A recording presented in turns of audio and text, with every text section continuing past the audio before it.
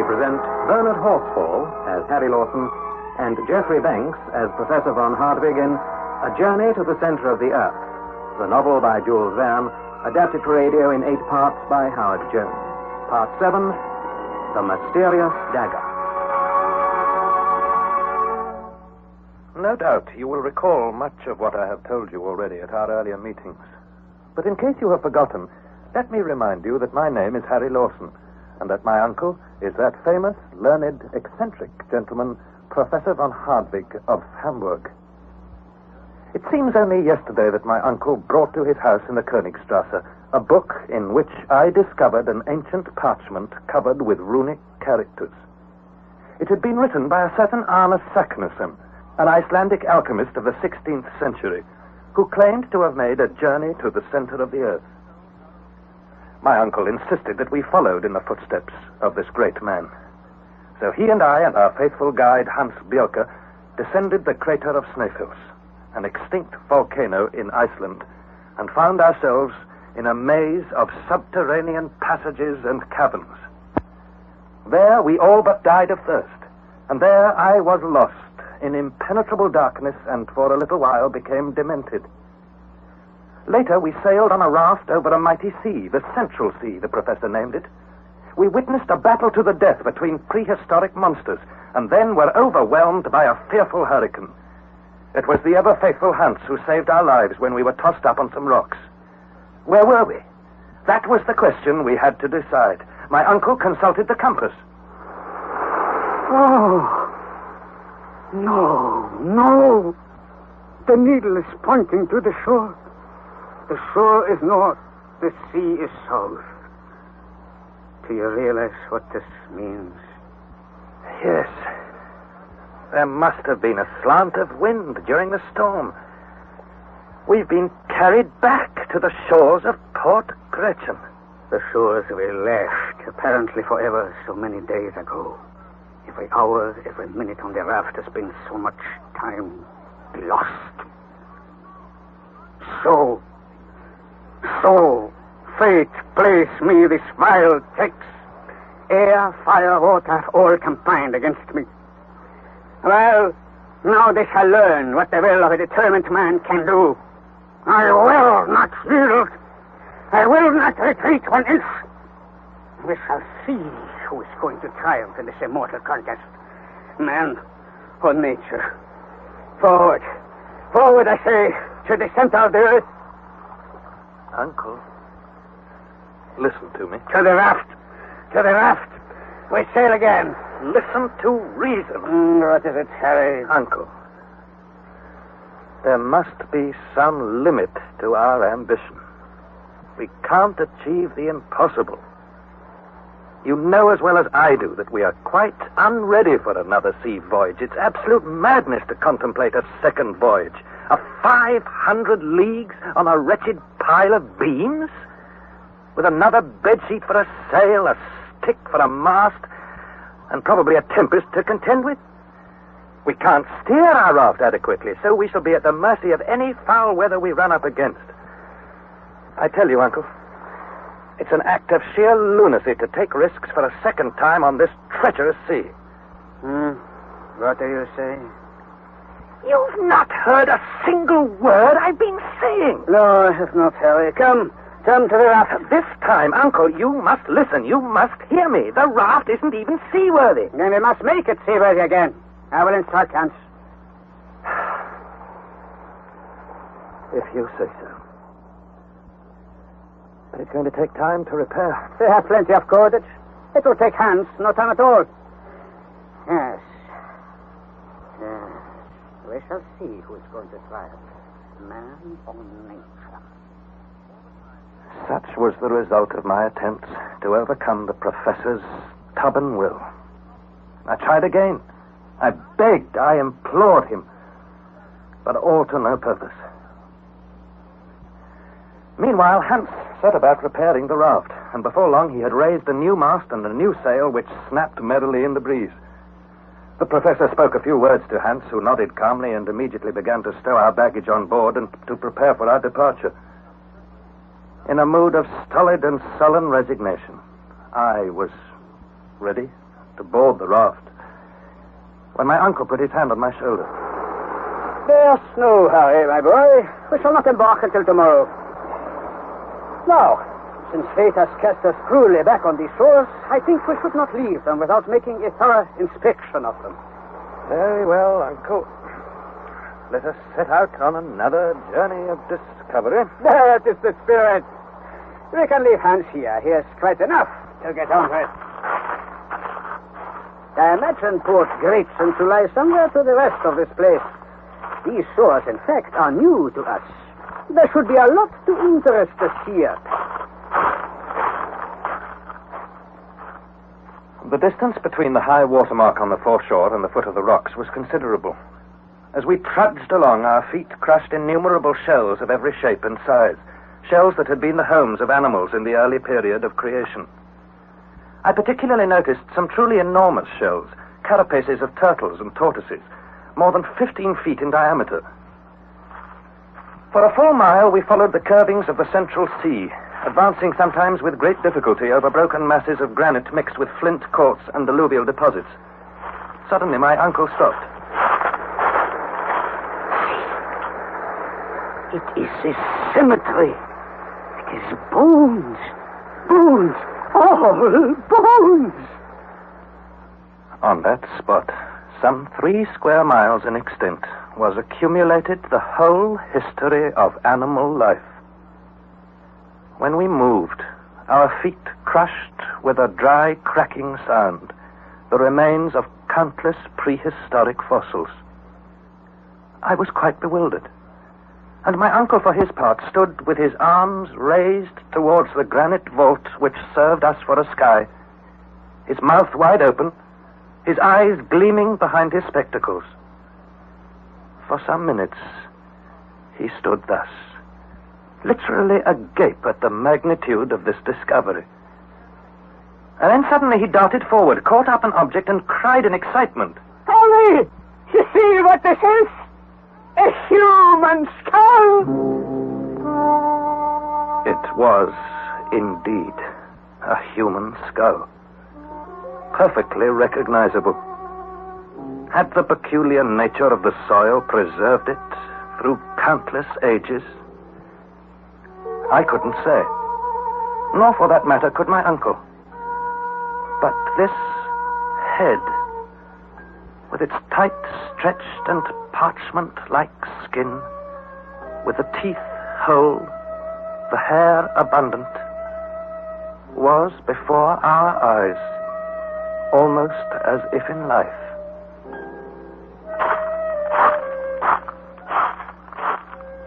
Soon we found more human skulls, and then complete skeletons. My uncle could scarcely believe his eyes. Oh, is it not marvelous to contemplate? And does it not raise a great question? Were these human bodies dragged down to these steps by some convulsion of nature? Or did they exist here below? Were they born? Did they live? Did they die here as we are born, live, and die on the surface of the earth? Now, what is the answer to that, my boy? I don't know, Uncle. But one thing strikes me. What strikes you? Come on, now, out with it. Are any men of this ancient race still alive? Are they still wandering about on the shores of this subterranean sea? A very good question. Who knows? Who knows? It may not be a laughing matter, Uncle. If there are men still here, how are they going to receive us? Another good question. I will give my mind to it. Meanwhile, let us explore further.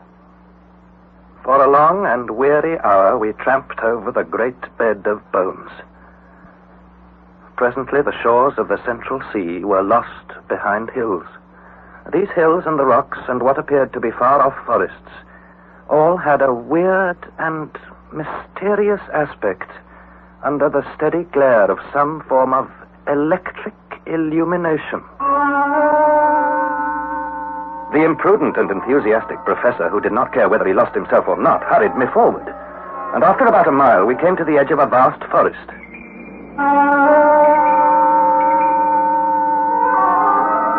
Here stood huge palms.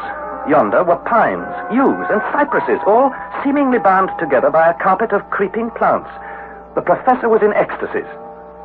Do you observe? Do you recognize? Do you realize this is an immense forest of the tertiary period, growing as it grew in days of old? Wonderful, wonderful. Look at those superb palmacites, a genus of fossil palms of the Carboniferous. Magnificent, truly magnificent. And over here, see trees that a modern child might recognize. Oak, poplar, Norwegian pine. And that surely is an Australian eucalyptus. And there's a New Zealand coral reef. Uncle! Come along, don't let us dawdle. There's still so much to see. Here, a common maple. But did you ever see a maple of such gigantic proportions? What's that? I cannot hear anything. Do come along now. Elephants! Living elephants! Look! A great herd of them. No, not elephants. Not our modern elephants, dear boy. Mastodons, mammoths, alive and thriving, eating the foliage of this great forest. Marvelous. Come, we must take a closer look of them. Stop! If those beasts stampede, what chance shall we have? No human creature could possibly withstand. No human creature, did you say? You're mistaken, my dear boy. Look yonder. There is a human being, Harry. A man like ourselves. I looked. Not more than a quarter of a mile off, leaning against the trunk of an enormous tree, was a human being. A Proteus of the underworld, a new son of Neptune, tending this great herd of mastodons. His height I judged to be above 12 feet. His head, as big as that of a buffalo, was lost in a mane of matted hair, and in his hand he held the branch of a tree, serving him as a shepherd's crook.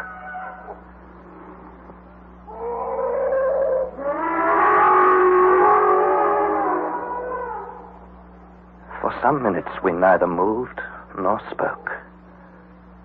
And then I realized that if this giant but turned his head, he might very easily see us. Panic seized me. Grasping my uncle by the arm, I dragged him back. And for the first time, he did not resist me.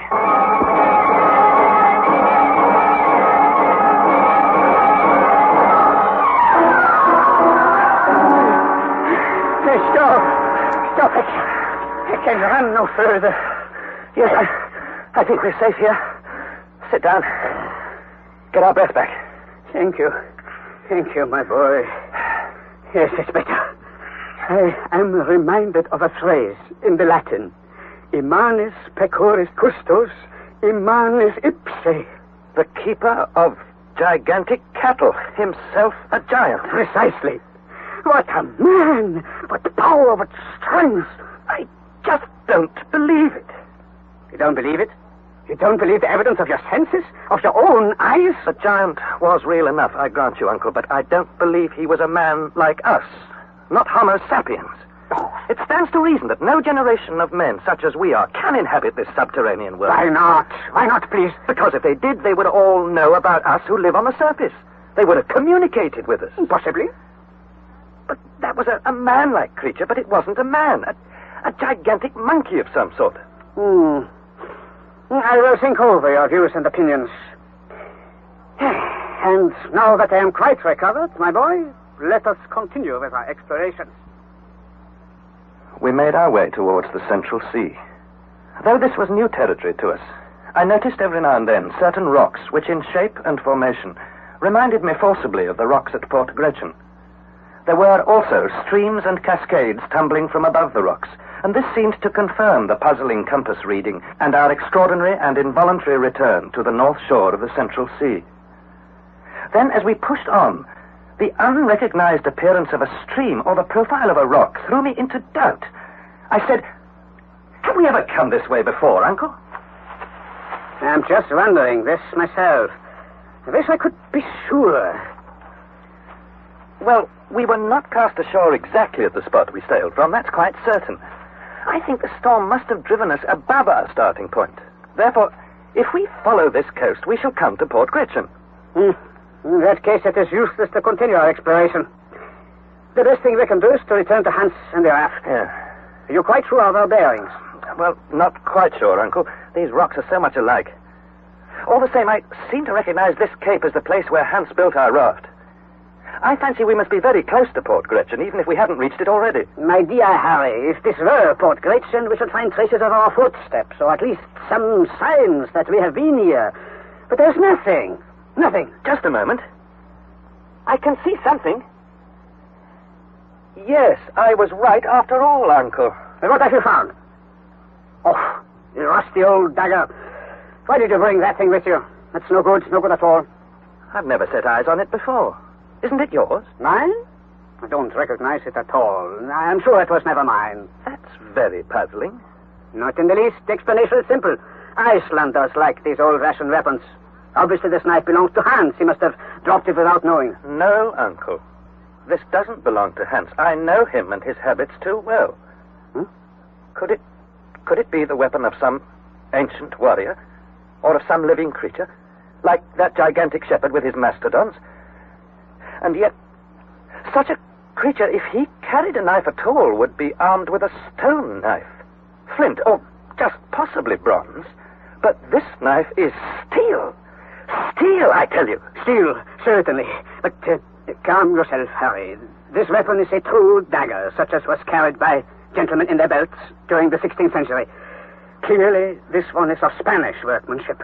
It does not belong to you, or to me, or to our worthy Hans. Not to any living creature in the interior of the earth. Then look closer, my boy. The blade was never blunted like this, with fair wear and tear. No. Observe now. It is thick with rust. And this rust is not merely a day old, not a year old, not even a century old. But, Uncle... Listen, I say. We are now on the verge of a great discovery.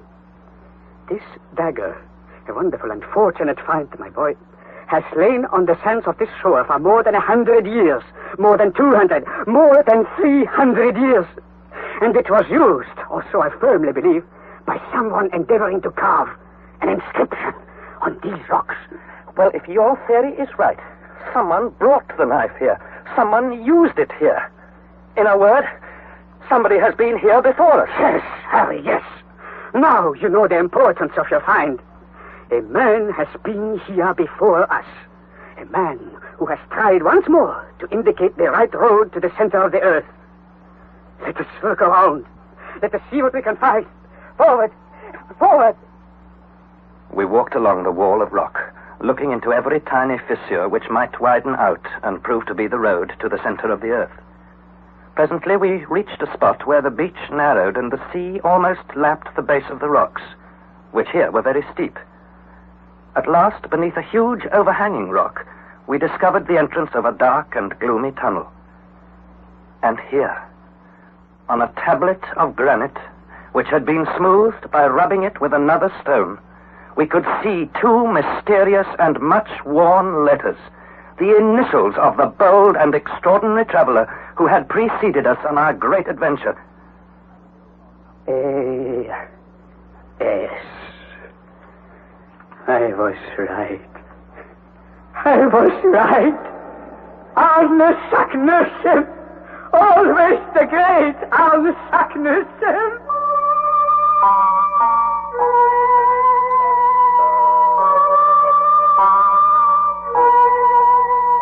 Since the start of our journey, I had experienced many surprises and suffered many disappointments.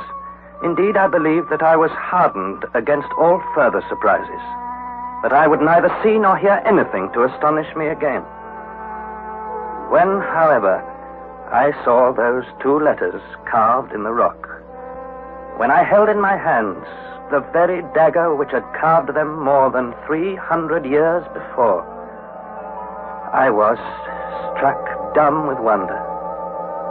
My uncle, on the other hand, was seized with a sort of poetical ecstasy. Saknussemm, you great and glorious genius. You have left no stone unturned to show other men the road to the center of this mighty globe. Your fellow creatures can now follow the trail made by your illustrious footsteps 300 years ago. Your name carved at every important stage of your journey, leads the hopeful traveler direct to the great discovery to which you devoted such energy and courage.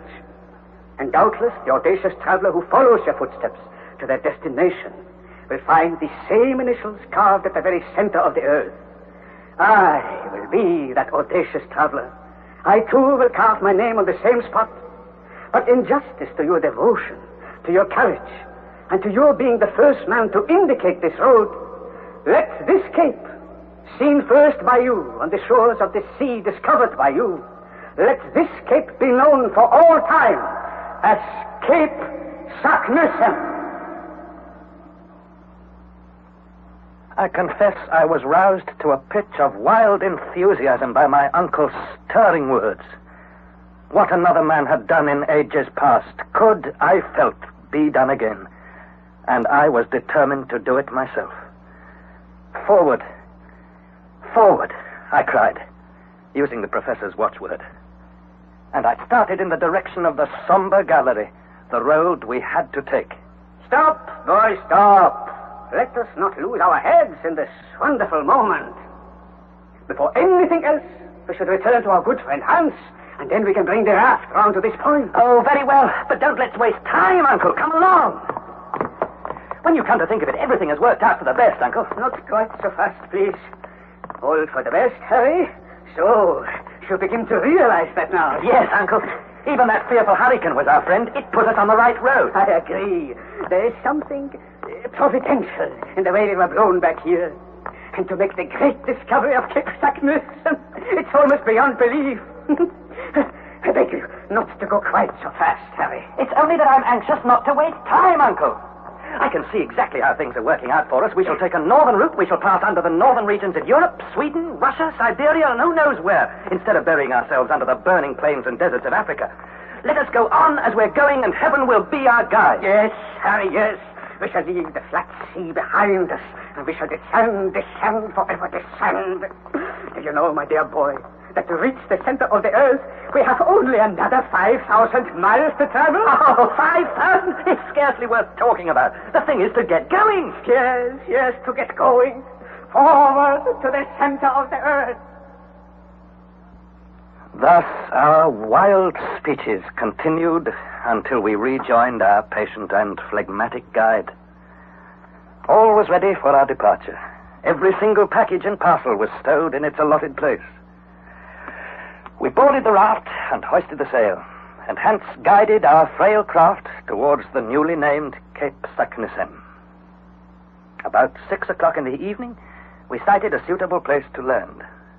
I was the first to leap ashore. My uncle and Hans followed more sedately. I was still terribly excited and anxious to make a start without any further delay. For once in a way, my uncle was more prudent. My dear boy, I am as anxious as you are to make a start. But before we do anything else, let us survey the mysterious gallery which marks the beginning of our road. Then we can decide if we need to prepare and mend our ladders. The professor set about testing our Ruhmkorff's coil, which would soon be needed to provide us with light in the galleries. While he was doing so, Hans hitched the raft to a projecting rock scarcely 20 paces distant from the gallery. At length my uncle declared that he was ready, and we advanced in single file, myself in the lead. The opening to the gallery was circular, about 5 feet in diameter. The floor was roughly at water level, and we were able to enter it without hindrance. As we went forward, I counted my steps into the tunnel. 1, 2, 3, 4, 5, 6, 7, 8, 9, 10, 11... Go on, Harry. What's stopping you? I can't go on. Why not? The way is blocked. This confounded stone. Huh? Solid granite. A block of solid granite. Is there no way around it? None. Or beneath? No. Or above? No. Is there no sign of another opening to right or left? Nothing, Uncle. Nothing at all. This is intolerable. Intolerable. Why? Why is the stone here? It has no business here. This is our proper road, I am convinced. No, I do not understand this. What? What about Arne Saknussemm, Uncle? Huh? What about Arne Saknussemm? Do you imagine... You're right, my boy. Saknussemm penetrated to the center of the earth. He can never have been checked by a block of stone. Of course he wasn't. No. At one time, this passage was quite clear. You can tell that by the smoothness of the walls. But sometime or other, there's been an earthquake which brought down this solid granite wall. I'll wager it wasn't here when Saknussemm passed this way, and what I say is this. If we don't smash it down somehow or other, we're not worthy to follow Saknussemm. We don't even deserve to reach the center of the earth. Bravo, Harry. Let us get to work with pickaxes and crowbars. Hans, the tools. Fetch the tools from the rock. A moment. If we work 1,000 years, we shall never shift this rock with pickaxes. What then? What then? There is another way. We can blast the rock to smithereens. Gunpowder. Yes. To work! To work!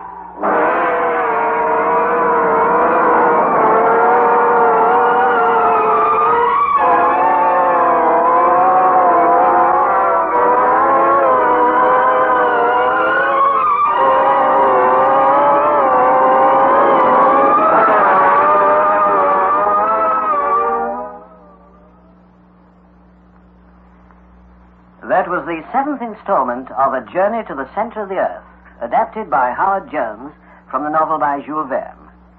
The cast was as follows. Harry Lawson was played by Bernard Horsfall and Professor von Hartwig by Geoffrey Banks. And it was produced in the north of England by Trevor Hill. We invite you to listen to the 8th and the final installment of this serial next Thursday at 5:25 on this service, Radio 4.